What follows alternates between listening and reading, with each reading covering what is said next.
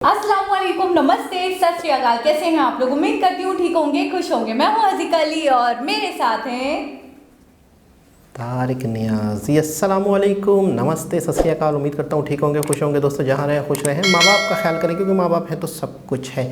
Video को like, दूसरों के साथ शेयर, चैनल को सब्सक्राइब, बेल आइकन को तो ख़ास तौर पे ज़ोर से प्रेस करें क्योंकि आने वाली हर वीडियो का नोटिफिकेशन आपको टाइम टू टाइम मिलता रहे। तो आज की हमारी वीडियो है बहुत ही इंटरेस्टिंग। तो स्टार्ट करते हैं अपनी वीडियो को without wasting any time. So let's start. Okay guys, तो वीडियो का टाइटल है India's top 10 new mega projects are coming up in 2022। सो स्टार्ट करते हैं वीडियो। अब नए साल की शुरुआत होने जा रही है और हमारे देश में 2021 में बहुत सारे परियोजनाओं को प्रस्तावित किया गया और यह सभी नई परियोजनाएं हैं जिनका निर्माण कार्य 2022 में काफी तेज गति से किया जाएगा। तो इस वीडियो में बात करेंगे 2022 के टॉप 10 नए परियोजनाओं के बारे में जिनको कि 2021 में प्रस्तावित किया गया था। इसके पूर्व 2021 में प्रस्तावित किए गए 10 परियोजनाओं के ऊपर ऑलरेडी मैंने वीडियो बनाया हुआ है, उनको इस वीडियो में शामिल नहीं किया जाएगा। वीडियो पसंद आए तो लाइक करें और चैनल को सब्सक्राइब करना बिल्कुल ना भूलें। नंबर 10 पर बात करते हैं तफुकुकी से नीलाकुठी 4 लेन हाईवे परियोजना के बारे में, जिसका निर्माण मणिपुर राज्य में किया जा रहा है। यह हाईवे परियोजना एक ब्राउनफील्ड हाईवे प्रोजेक्ट है जिसका शिलान्यास मिस्टर नितिन गडकरी द्वारा जुलाई 2021 में किया गया है। इस परियोजना का निर्माण नॉर्थ ईस्ट इंडिया के मणिपुर राज्य में किया जा रहा है।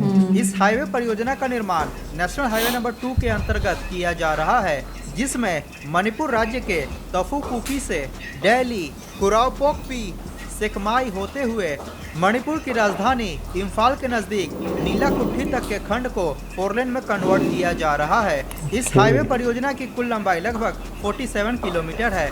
2 खंडों में इस परियोजना का निर्माण किया जा रहा है। प्रथम खंड में तफुकुकी से कुराओपोकपी तक 25 किलोमीटर लंबे खंड को विकसित किया जा रहा है और इसके दूसरे खंड में कुराओपोकपी से नीलाकुठी तक 22 किलोमीटर लंबे खंड को विकसित किया जा रहा है। पूरे परियोजना के निर्माण में लगभग 1090 करोड़ रुपए खर्च किए जा रहे हैं और यह 2024 तक बनकर तैयार हो जाएगा। नंबर 9 पे बात करते हैं रांची बोकारो धनबाद एक्सप्रेसवे परियोजना के बारे में, जिसका निर्माण झारखंड राज्य में किया जाएगा। यह परियोजना ग्रीनफील्ड 6 लेन का एक्सेस कंट्रोल्ड एक्सप्रेसवे प्रोजेक्ट होगा, जिसकी लंबाई लगभग 106 किलोमीटर होगी। रांची बोकारो धनबाद एक्सप्रेसवे रांची जिले के ओरमांझी से शुरू होकर बोकारो स्टील सिटी के चास टाउन होते हुए धनबाद जिले के सियाल गुदरी में जाकर समाप्त होगी। वर्तमान में रांची से धनबाद के बीच यात्रा करने में लगभग 4 घंटे का समय लग जाता है, परंतु एक्सप्रेसवे निर्माण के बाद इस दूरी को 2 घंटे से भी कम समय में पूरा किया जा सकेगा, जिसके कारण कनेक्टिविटी बेहतर होगी और झारखंड का आर्थिक विकास संभव हो पाएगा। इस एक्सप्रेसवे परियोजना के इर्द गिर्द इंडस्ट्रियल और इकोनॉमिक क्लस्टर्स का निर्माण किया जाएगा। इसी कारण इसको रांची बोकारो धनबाद इंडस्ट्रियल कॉरिडोर के नाम से भी जाना जाता है। इस परियोजना के निर्माण के लिए लगभग 2600 एकड़ जमीन का अधिग्रहण किया जाना है। वैसे तो यह परियोजना 2016 से ही कागजों पर है, परंतु केंद्र सरकार द्वारा भारतमाला परियोजना के अंतर्गत इस परियोजना के निर्माण को अप्रूव कर दिया गया है। अतः बहुत ही जल्द रांची बोकारो धनबाद एक्सप्रेसवे परियोजना का निर्माण कार्य शुरू किया जाएगा। इसके निर्माण में लगभग 4245 करोड़ रुपए खर्च किए जाएंगे। फिलहाल इसके डेडलाइन को अभी साझा नहीं किया गया है। नंबर 8 पर बात करते हैं रांची संबलपुर एक्सप्रेसवे के बारे में, जिसका निर्माण झारखंड और उड़ीसा राज्य में किया जाएगा। इस एक्सप्रेसवे परियोजना का निर्माण भारतमाला परियोजना के अंतर्गत केंद्र सरकार द्वारा किया जाएगा और इसको भी 2021 में केंद्र सरकार द्वारा मंजूर किया जा चुका है। रांची संबलपुर एक्सप्रेसवे ग्रीनफील्ड 6 लेन का एक्सेस कंट्रोल्ड एक्सप्रेसवे होगा। यह परियोजना रांची के धुरवा डैम के नजदीक रिंग रोड से शुरू होकर सिमडेगा राउरकेला होते हुए संबलपुर में जाकर समाप्त होगी और इस परियोजना की कुल लंबाई लगभग 327 किलोमीटर होगी। आपको बता दें कि वर्तमान में रांची से संबलपुर के बीच यात्रा के दौरान लगभग 8 घंटे का समय लग जाता है, परंतु एक्सप्रेसवे निर्माण के बाद इस दूरी को मात्र 3.5 घंटे में पूरा किया जा सकेगा। इस परियोजना को संबलपुर रांची इकोनॉमिक कॉरिडोर के नाम से भी जाना जाता है। इस परियोजना के निर्माण में लगभग 8,000 करोड़ रुपए खर्च किए जाएंगे। फिलहाल इसके डेडलाइन को रिलीज नहीं किया गया है। नंबर 7 पर बात करते हैं बक्सर भागलपुर एक्सप्रेसवे के बारे में, जिसका निर्माण बिहार राज्य में किया जाएगा। बक्सर भागलपुर एक्सप्रेसवे परियोजना को नितिन गडकरी द्वारा सितंबर 2021 में अप्रूव किया जा चुका है। जैसा कि आपको पता है कि वर्तमान में उत्तर प्रदेश में लखनऊ से गाजीपुर के बीच पूर्वांचल एक्सप्रेसवे का निर्माण कार्य पूरा हो चुका है और इसको यातायात के लिए खोला भी जा चुका है और बक्सर भागलपुर एक्सप्रेसवे को पूर्वांचल एक्सप्रेसवे से कनेक्ट किया जाएगा। अतः बक्सर भागलपुर एक्सप्रेसवे पूर्वांचल एक्सप्रेसवे का ही एक्सटेंशन होगा, जिसका निर्माण केंद्र सरकार द्वारा किया जाएगा। यह एक्सप्रेसवे परियोजना पूर्वांचल एक्सप्रेसवे के नजदीक से शुरू होकर बक्सर, आरा, पटना, सुल्तानगंज होते हुए भागलपुर में जाकर समाप्त होगी और इसकी कुल लंबाई लगभग 350 किलोमीटर के आसपास होगी। बक्सर भागलपुर एक्सप्रेसवे ग्रीनफील्ड 6 लेन का एक्सेस कंट्रोल एक्सप्रेसवे होगा, जिसको कि भविष्य में 8 लेन तक विस्तारित किया जा सकता है। इस परियोजना के निर्माण के कारण बिहार की डायरेक्ट कनेक्टिविटी हमारे देश की राजधानी दिल्ली से हो जाएगी। इसके बाद पटना से दिल्ली की यात्रा को लगभग 11 घंटे में पूरा किया जा सकेगा और भागलपुर से दिल्ली की यात्रा को लगभग 13 घंटे में पूरा किया जा सकेगा, जिसको कि वर्तमान में पूरा करने में लगभग 24 घंटे का समय लग जाता है। बक्सर भागलपुर एक्सप्रेसवे परियोजना का निर्माण भारतमाला परियोजना के अंतर्गत किया जाएगा। इस पर खर्च होने वाली राशि और इसके डेडलाइन के बारे में कोई भी जानकारी निकलकर सामने नहीं आई है। नंबर 6 पे बात करते हैं गोरखपुर सिलीगुड़ी एक्सप्रेसवे के बारे में, जिसका निर्माण उत्तर प्रदेश, बिहार और पश्चिम बंगाल राज्यों में किया जाएगा। इस एक्सप्रेसवे परियोजना के निर्माण को केंद्र सरकार द्वारा नवंबर 2021 में प्रस्तावित किया गया है और इसको मंजूर भी किया जा चुका है। गोरखपुर सिलीगुड़ी एक्सप्रेसवे ग्रीनफील्ड 6 लेन का एक्सेस कंट्रोल एक्सप्रेसवे होगा, जिसको कि भविष्य में 8 लेन तक विस्तारित किया जा सकता है। इस एक्सप्रेसवे परियोजना की लंबाई लगभग 600 किलोमीटर के आसपास होगी। इसका वास्तविक लंबाई इसके डीपीआर तैयार होने के बाद ही पता चल पाएगा। प्रस्तावित एक्सप्रेसवे परियोजना उत्तर प्रदेश राज्य के गोरखपुर जिले से शुरू होकर बिहार राज्य के गोपालगंज, सिवान, मुजफ्फरपुर, मधुबनी, सुपौल, सहरसा, पूर्णिया, किशनगंज होते हुए पश्चिम बंगाल राज्य के दार्जिलिंग जिले के सिलीगुड़ी टाउन में जाकर समाप्त होगी। इस परियोजना का अधिकांश भाग बिहार राज्य से होकर गुजरता है, जिसके कारण नॉर्थ बिहार में कनेक्टिविटी बेहतर होने के साथ साथ आर्थिक प्रगति भी सुनिश्चित हो पाएगी। आपको बता दें कि वर्तमान में गोरखपुर लिंक एक्सप्रेसवे का निर्माण कार्य किया जा रहा है। अतः 2022 में गोरखपुर से दिल्ली तक एक्सप्रेसवे की डायरेक्ट कनेक्टिविटी स्थापित हो जाएगी। इसके बाद गोरखपुर सिलीगुड़ी एक्सप्रेसवे के निर्माण के पश्चात सिलीगुड़ी से दिल्ली तक एक्सप्रेसवे की डायरेक्ट कनेक्टिविटी स्थापित हो जाएगी। आपको बता दें कि वर्तमान में गोरखपुर से सिलीगुड़ी के बीच यात्रा के दौरान लगभग 13 घंटे का समय लग जाता है, परंतु एक्सप्रेसवे निर्माण के बाद इस दूरी को मात्र 6 घंटे में पूरा किया जा सकेगा। इतना ही नहीं, वर्तमान में सिलीगुड़ी से दिल्ली तक यात्रा के दौरान लगभग 25 घंटे का समय लग जाता है, परंतु एक्सप्रेसवे कनेक्टिविटी स्थापित हो जाने के बाद इस दूरी को मात्र 16 घंटे में पूरा किया जा सकेगा। अतः गोरखपुर सिलीगुड़ी एक्सप्रेसवे के कारण नॉर्थ ईस्ट की भी रेस्ट ऑफ इंडिया से कनेक्टिविटी और भी ज्यादा बेहतर हो जाएगी, जिसके कारण पर्यटन के क्षेत्र को भी बढ़ावा मिलेगा। इस एक्सप्रेसवे परियोजना के निर्माण में अनुमानित 25,000 करोड़ रुपए खर्च किए जाएंगे और ये 2025 तक बनकर तैयार हो जाएगा। नंबर 5 पे बात करते हैं गोरखपुर शामली एक्सप्रेसवे के बारे में, जिसका निर्माण उत्तर प्रदेश राज्य में किया जाएगा। गोरखपुर शामली एक्सप्रेसवे परियोजना के निर्माण को जुलाई 2021 में मंजूर किया जा चुका है और वर्तमान में इस परियोजना का डीपीआर तैयार किया जा रहा है। गोरखपुर शामली एक्सप्रेसवे परियोजना 4 लेन या 6 लेन का एक्सेस कंट्रोल एक्सप्रेसवे होगा और इसकी लंबाई लगभग 700 किलोमीटर के आसपास होगी। गोरखपुर शामली एक्सप्रेसवे का निर्माण भी भारतमाला परियोजना के अंतर्गत केंद्र सरकार द्वारा किया जाएगा। यह परियोजना उत्तर प्रदेश के 22 जिलों से होकर गुजरेगा। गोरखपुर शामली एक्सप्रेसवे परियोजना गोरखपुर से शुरू होकर बस्ती, फैजाबाद, बाराबंकी, लखनऊ, हरदोई, शाहजहांपुर, बरेली, रामपुर, मुरादाबाद, अमरोहा, इन सिटी से। बाराबंकी, मेरठ, मेरी नानी है मुजफ्फरनगर होते हुए शामली में नाम जाकर ऐसे समाप्त आता है। होगी।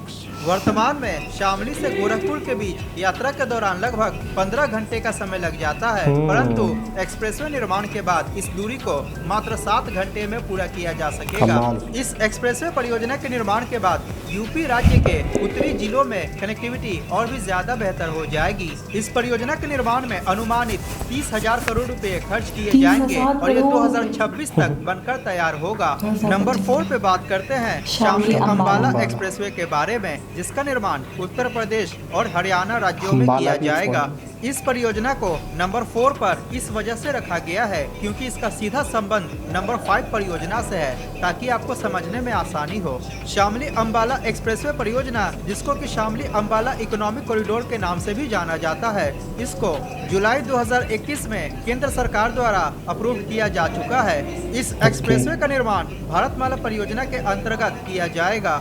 शामली अम्बाला एक्सप्रेसवे परियोजना ग्रीनफील्ड 6 लेन का एक्सेस कंट्रोल एक्सप्रेसवे होगा, जो कि उत्तर प्रदेश के शामली जिले से शुरू होकर सहारनपुर, हरियाणा राज्य में यमुनानगर, बरारा होते हुए अम्बाला में जाकर समाप्त होगी और इस परियोजना की लंबाई लगभग 110 किलोमीटर होगी। 110 इस परियोजना के निर्माण के कारण वेस्टर्न यूपी की चंडीगढ़ से कनेक्टिविटी और भी ज्यादा बेहतर हो जाएगी।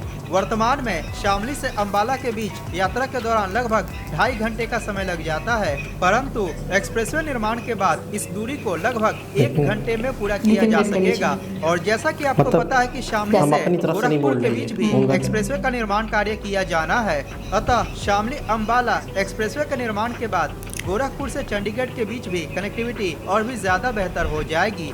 वर्तमान में शामली अम्बाला एक्सप्रेसवे परियोजना का भूमि अधिग्रहण किया जा रहा है। इसके निर्माण में लगभग 4,000 करोड़ रुपए खर्च किए जाएंगे और ये 2025 तक बनकर तैयार होगा। 2025 तक ready हो नंबर 3 जाएगा। पर बात करते हैं पटना कोलकाता एक्सप्रेसवे के बारे में, जिसका निर्माण बिहार, झारखंड और पश्चिम बंगाल राज्यों में किया जाएगा। पटना कोलकाता एक्सप्रेसवे ग्रीनफील्ड 6 लेन का एक्सेस कंट्रोल एक्सप्रेसवे होगा और इस परियोजना को अगस्त 2021 में प्रस्तावित किया गया है एवं इसको केंद्र सरकार द्वारा मंजूर किया जा चुका है और इस परियोजना का निर्माण भारतमाला परियोजना के अंतर्गत किया जाएगा। पटना कोलकाता एक्सप्रेसवे पटना जिले के बख्तियारपुर से शुरू होकर बिहार शरीफ, शेखपुरा, सिकंदरा, चकाई, कटोरिया, झारखंड राज्य में मधुपुर और पश्चिम बंगाल राज्य में दुर्गापुर, पानागढ़, दानकुनी होते हुए कोलकाता में जाकर समाप्त होगी।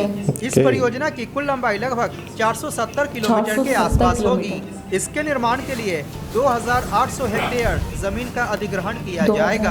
आपको बता दें कि वर्तमान में पटना से कोलकाता के बीच यात्रा के दौरान लगभग 10 घंटे का समय लग जाता है, परंतु एक्सप्रेसवे निर्माण के बाद इस दूरी को मात्र 5 घंटे में पूरा किया जा सकेगा। इतना ही नहीं, पटना कोलकाता एक्सप्रेसवे के निर्माण के बाद कोलकाता की दिल्ली से कनेक्टिविटी और भी ज्यादा बेहतर हो जाएगी और कोलकाता से दिल्ली तक की यात्रा को 18 घंटे में पूरा किया जा सकेगा, जिसको कि वर्तमान में पूरा करने में लगभग 28 घंटे का समय लग जाता है। पटना कोलकाता एक्सप्रेसवे परियोजना के निर्माण में लगभग 21,000 करोड़ रुपए खर्च किए जाएंगे और ये 2026 तक बनकर तैयार हो जाएगा। नंबर 2 पे बात करते हैं पुणे बेंगलुरु एक्सप्रेसवे के बारे में, जिसका निर्माण महाराष्ट्र और कर्नाटक राज्यों में किया जाएगा। पुणे बेंगलुरु एक्सप्रेसवे ग्रीनफील्ड 6 लेन का एक्सेस कंट्रोल एक्सप्रेसवे होगा, जिसका निर्माण वर्तमान के नेशनल हाईवे नंबर 48 के समानांतर किया जाएगा। इस परियोजना के निर्माण की घोषणा सितंबर 2021 में श्री नितिन गडकरी द्वारा की गई। इस परियोजना का निर्माण मुंबई बेंगलुरु इकोनॉमिक कॉरिडोर के अंतर्गत किया जाएगा। आपको बता दें कि वर्तमान में मुंबई से पुणे के बीच एक्सप्रेसवे की कनेक्टिविटी मौजूद है, तो पुणे बेंगलुरु एक्सप्रेसवे के निर्माण के बाद मुंबई से बेंगलुरु के बीच एक्सप्रेसवे की डायरेक्ट कनेक्टिविटी स्थापित हो जाएगी। आपको बता दें कि बेंगलुरु से चेन्नई के बीच भी एक्सप्रेसवे का निर्माण किया जाना है, अतः मुंबई से चेन्नई के बीच एक्सप्रेसवे की कनेक्टिविटी बहुत ही जल्द स्थापित होने वाली है।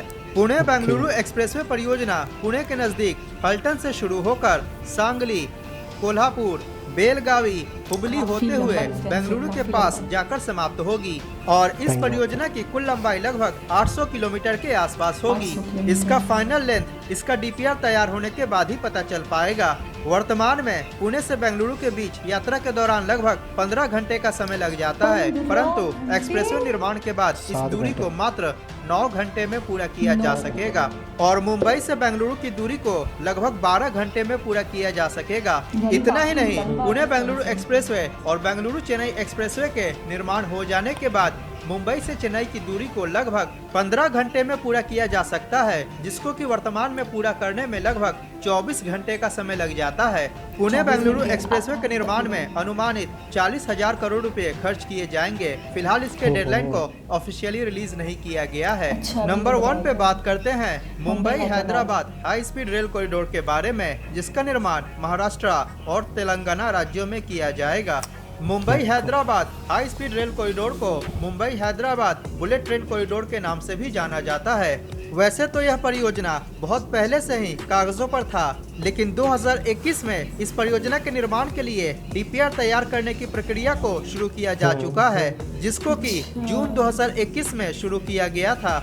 National high speed rail corporation limited द्वारा वर्तमान में इसका लाइडार सर्वे और डीपीआर तैयार किया जा रहा है। यह high speed rail corridor Mumbai के नजदीक थाने से शुरू होकर नवी मुंबई, लोनावाला, पुणे, सोलापुर, गुलबर्गा होते हुए हैदराबाद में जाकर समाप्त होगी और इसकी कुल लंबाई लगभग 650 किलोमीटर के आसपास बताई जा रही है। यह पूरा हाई स्पीड कॉरिडोर एक ग्रीन फील्ड कॉरिडोर होगा। वर्तमान में मुंबई से हैदराबाद के बीच ट्रेन द्वारा यात्रा के दौरान लगभग 13 से 14 घंटे का समय लग जाता है, परंतु हाई स्पीड कॉरिडोर के निर्माण के बाद इस दूरी को मात्र 3 से 4 घंटे में पूरा किया जा सकेगा। Mumbai Hyderabad high speed rail corridor पर चलने वाली ट्रेनों की मैक्सिमम परमिसिबल स्पीड 320 किलोमीटर प्रति घंटा होगी, लेकिन इसके ट्रैक को 350 किलोमीटर प्रति घंटा के हिसाब से डिजाइन किया जाएगा। इस हाई स्पीड कॉरिडोर के अंतर्गत स्टैंडर्ड गेज ट्रैक का यूज किया जाएगा और इस पर शिनकानसेन E5 सीरीज के बुलेट ट्रेन का परिचालन किया जाएगा। यह पूरा कॉरिडोर एलिवेटेड होगा और इसके अंतर्गत 10 स्टेशन का निर्माण किया जाएगा। Mumbai Hyderabad high speed rail corridor 2041 तक बनकर तैयार होगा और इसके निर्माण में अनुमानित 1,41,000 करोड़ रुपए खर्च किए जाएंगे। स्क्रीन पर दिख रहे वीडियो पर क्लिक करके इस वीडियो सीरीज का पार्ट 1 अवश्य देखें। वीडियो पसंद आया हो तो लाइक करें और चैनल को सब्सक्राइब करना बिल्कुल ना भूलें। मिलते हैं अगली वीडियो में। जय हिंद। जी जनाब। अच्छा, मैं ये देख रही हूँ सारे प्रोजेक्ट्स अपनी जगह बहुत बड़े हैं, लेकिन मुंबई और हैदराबाद वाला जो बुलेट ट्रेन का जो कॉरिडोर बन रहा है 1,41,000 करोड़ रुपए, यानी आप थोड़ा सा अनुमान तो लगाइए। यानी कि आप अच्छा खासा, मैं ये कहूँगी अच्छा खासा जो अपना पैसा है, अगर हम कहें ये गलत नहीं होगा कि इंडिया अच्छा खासा अपना पैसा अपनी ही तरक्की में लगा देता है। High speed. अच्छा, जितने भी प्रोजेक्ट थे वो तकरीबन रोड्स के ऊपर इंफ्रास्ट्रक्चर थे। अच्छा, इसमें एक सिर्फ ये था high speed corridor, high speed वाला तकरीबन रोड्स थे।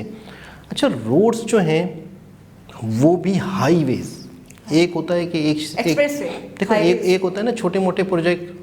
आप नोट करें, आप मतलब तसव्वुर करें कि इन्होंने वीडियो तैयार करनी है तो छोटे मोटे कोई एक शहर से दूसरे शहर तक रोड बन रहा है, नहीं भाई, पूरे राज्य 3 राज्य जोड़े हैं। आपने देखा वो बिहार और क्या कहते हैं 1-2 राज्य और थे, पटना बिहार में, कोलकाता और हाँ वो झारखंड, 3 राज्य को जोड़ा है वो। तो मैं बता रहा हूँ, हमने नोट किया हमने कि इतने बड़े प्रोजेक्ट, यानी कि आप इसकी वसअत का अंदाजा लगाएं, इसकी लेंथ। 2 नहीं, एक यार मैं ये कहती हूँ पूरे साल में अगर एक की भी मतलब परियोजना स्टार्ट हो जाए या एक का भी अप्रूवल मिल जाए तो मैं कहूँगी बहुत बड़ी बात है, एक का भी डीपीआर बन जाए।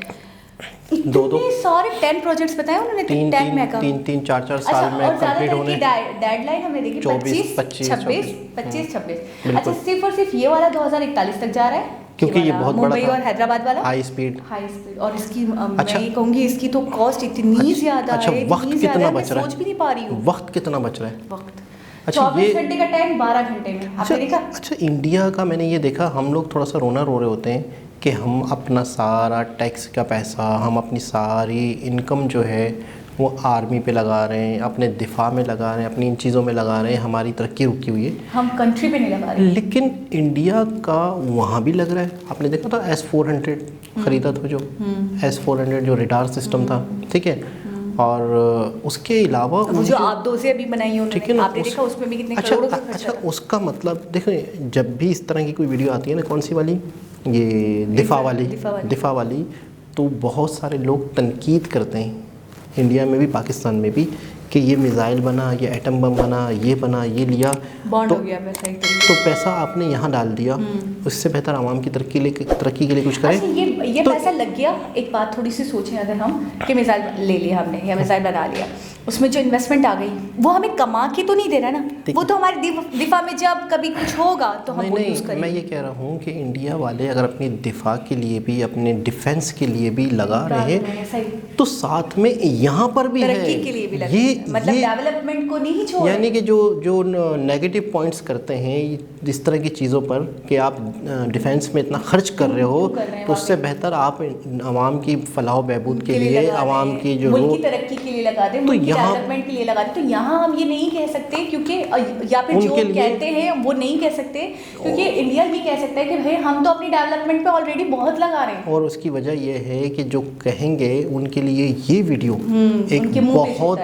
एक बहुत बड़ा प्रूव है कि इंडिया को, इंडियन गवर्नमेंट को, मोदी जी को या नितिन गडकरी जी को इस चीज़ की फिक्र है, मतलब उनको बताने की ज़रूरत नहीं है, उनकी नज़र समझे चारों तरफ है। तो अगर वो डिफेंस पे लगा रहे हैं तो वो डेवलपमेंट पे भी लगा रहे हैं, वो इंफ्रास्ट्रक्चर पे लगा रहे हैं तो वो तालीम पे भी लगा रहे हैं, वो कॉलेजेस पे लगा रहे हैं तो वो हॉस्पिटल्स पे भी लगा रहे हैं। बिल्कुल ऐसा ही है।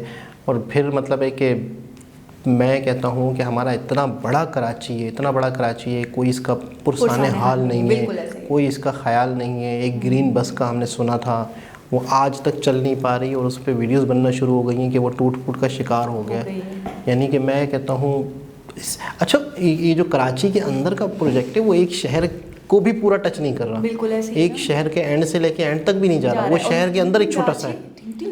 इतने बड़े बड़े प्रोजेक्ट हो रहे हैं और एक छोटा सा प्रोजेक्ट हम कंप्लीट नहीं कर पा रहे। मैं कह रही हूँ या तो वो एक्स्ट्रा ऑर्डिनरी है, बहुत ज़्यादा एक्स्ट्रा ऑर्डिनरी है, या फिर बहुत ज़्यादा टैलेंटेड है, बहुत स्किलफुल है, या फिर मैं कहूँगी हम बहुत ही ज़्यादा गए गुजरे और निकम्मे।